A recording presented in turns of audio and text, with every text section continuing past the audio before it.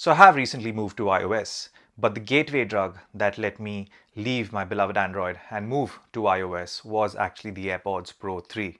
They are that good.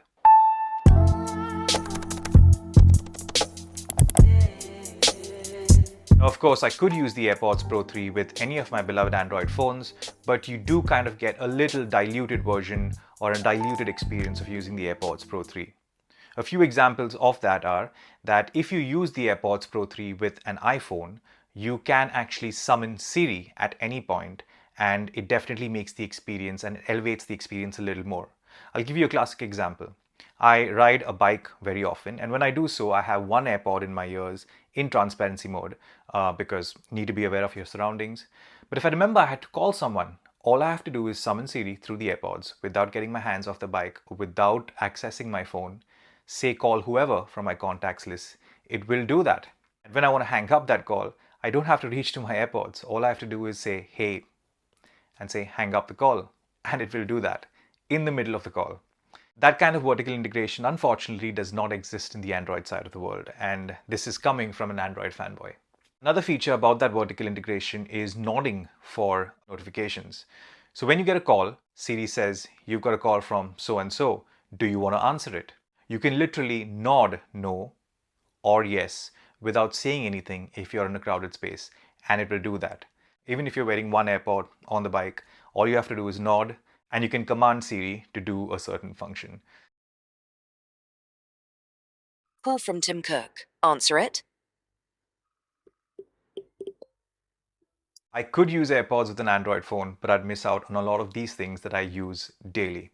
Now, these things did exist with the AirPods Pro 2. There are significant improvements with the third version of the AirPods Pro. One of them is battery life. Now, the battery life on the individual AirPods is increased to 8 hours with active noise cancellation. That's almost a full flight from Bombay to London. They have, although, decreased the battery life on the case because the older case used to be 30 hours and this has come down to about 25, which I don't mind. Ideally, it could have been better to have the same old good battery life in the case, but I definitely appreciate the increase in battery life in the individual AirPods with active noise cancellation. Now, as I mentioned, I use the AirPods with transparency mode, and it is no secret that the AirPods have always had the best transparency mode in the market. Transparency mode on the version 3s have definitely improved a little bit more, and you definitely hear it. You would not believe that that sound is infused electronically into your ears. It's that good. The other side of transparency mode is noise cancellation. This is at par with all the industry leaders like Bose, Sony. It's as good as that. And that's what makes the AirPods Pro 3 such a niche product, because it gives you the best in terms of noise cancellation, but it also excels in transparency mode, and you get the best of both worlds. The other thing I really appreciate about the third version of the AirPods Pro is the ear tips. The ear tips on the AirPods Pro 3 specifically, they're foam infused. Now, memory foam ear tips have existed for a long time, and great companies like Comply have been doing them for a while. But they are just foam ear tips. Now, this is one of those classic positive examples of when Apple does it, they do it the Apple way.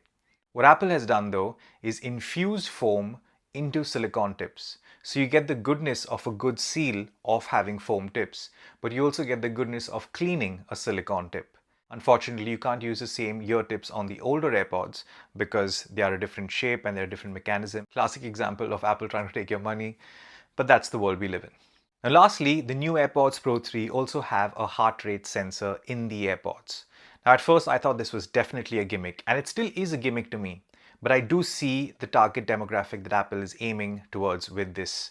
They've adopted this from last year's Beats earphones, and there are a lot of watch aficionados out there that don't like wearing smartwatches, but I'm sure they still do work out. And when they do work out, they can get their health stats because of these heart rate sensors in the earphones. Again, as I said, it's still a gimmick to me, but if you're someone who does not like wearing a smartwatch, this kind of ticks that box.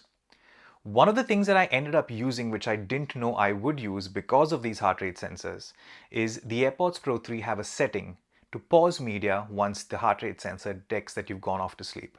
Now, I'm on an aircraft about 19 to 20 hours a week, so I definitely use noise cancellation and the ability to listen to a little media while I'm falling asleep on an aircraft.